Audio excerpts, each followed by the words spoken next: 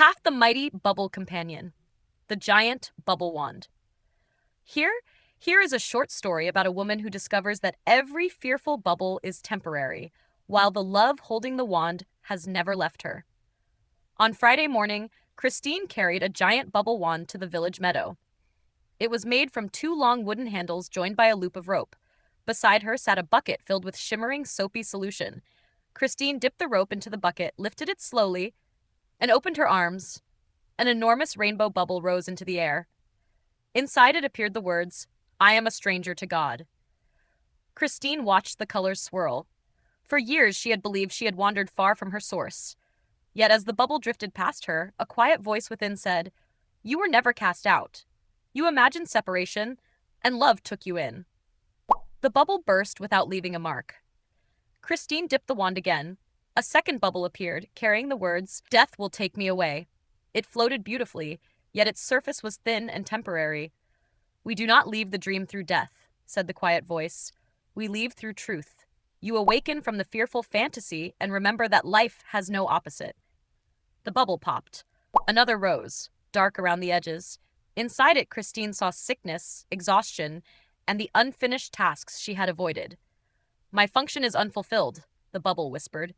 Christine wanted to turn away, but she remained still. "Where have I refused to communicate?" she asked.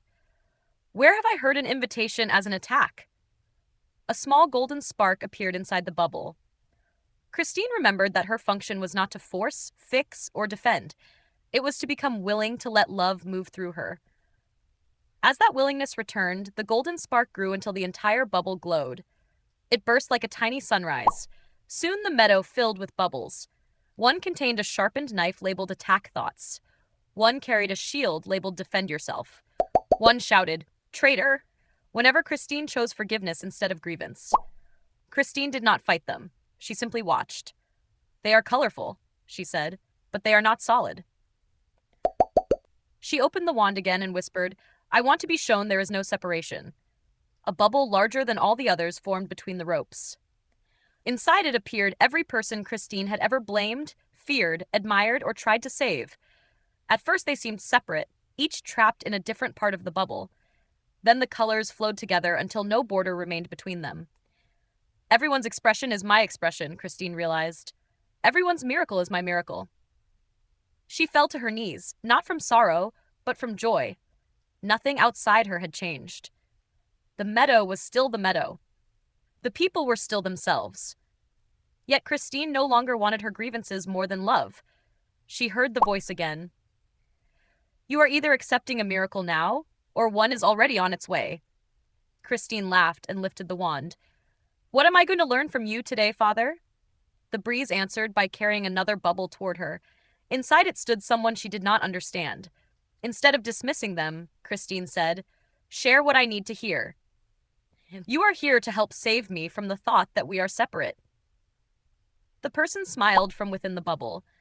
Christine felt a mighty companion beside her, not a body standing in the grass, but a presence within the joined mind. Her emotions still moved like wind, yet beneath them was something steady.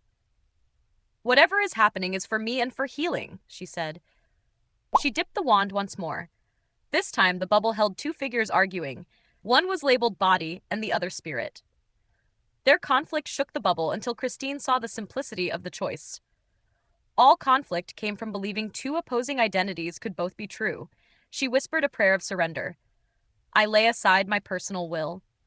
I yield a little more today. I accept the means given to me, even when they arrive in forms I did not expect.